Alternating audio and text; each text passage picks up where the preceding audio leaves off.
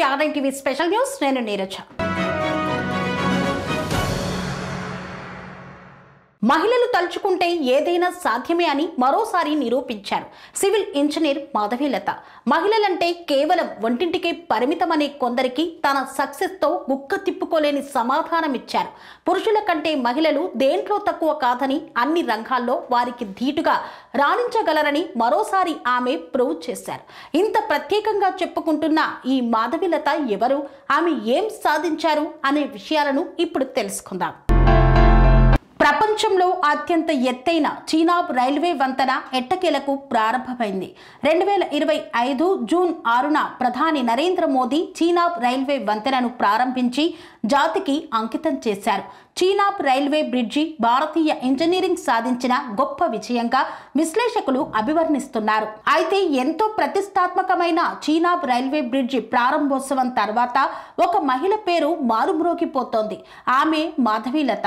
ప్రముఖ civil engineer అయిన Madhavilatha Chenab railway వంతెన నిర్మాణంలో కీలక పాత్ర పోషించారు. దాదాపు 17 సంవత్సరాల పాటు ఆ వంతెన నిర్మాణం కోసం ఆమె నిర్విరామంగా పనిచేశారు.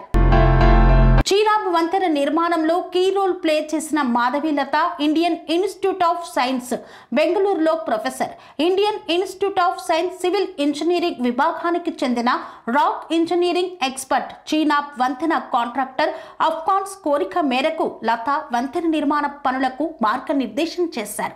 17 సంవత్సరాలు చీనాబ్ వంతెన నిర్మాణానికి ఆమె తన జీవితాన్ని అంకితం చేశారు. చీనాబ్ బ్రిడ్జి ప్రాజెక్టు సలహాదారునిగా వ్యవహరించిన మాధవీలత వంతెన వాలు స్థిరీకరణ, పునాది వేయడానికి నాయకత్వం వహించారు.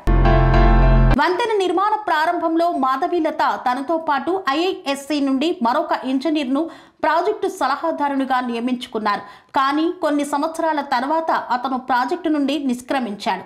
అయినప్పటికీ మాధవీలత వెనక్కి తగ్గకుండా ధైర్యంగా వంతెన నిర్మాణం పూర్తయ్యే వరకు ప్రాజెక్టు సలహాదారుడుగా బాధ్యతలను నిర్వర్తించారు.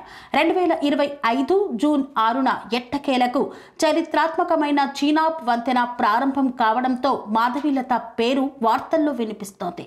దీంతో మాధవీలతపై ప్రశంసల వర్షం కురుస్తోంది.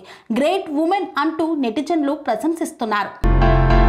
చీనాబ్ వంతెన ప్రపంచంలోనే అత్యంత ఎత్తైన రైల్వే ఆర్చ్ వంతెన. ఇది ఐఫిల్ టవర్ కంటే ఎత్తైనది. దీని మొత్తం ఖర్చు 1486 కోట్లు. ఇది జమ్మూ కాశ్మీర్లోని రియాసీ జిల్లాలో చీనాబ్ నదిపై నిర్మించారు. ఈ వంతెన నది గర్భం నుండి 359 మీటర్ల ఎత్తులో ఉంది. ఇది ప్యారిస్లోని ఈఫిల్ టవర్ కంటే సుమారు 35 మీటర్లు ఎక్కువ. దీని మొత్తం పొడవు 1315 మీటర్లు. దీనిని ఉక్కు, కాంక్రీటుతో నిర్మించారు. 28,660 మెగా టన్నుల ఉక్కును ఉపయోగించారు.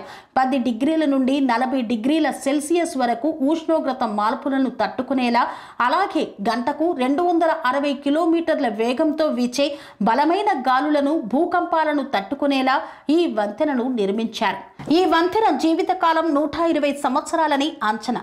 8 తీవ్రతతో వచ్చే భూకంపాన్ని కూడా తట్టుకోగలదు.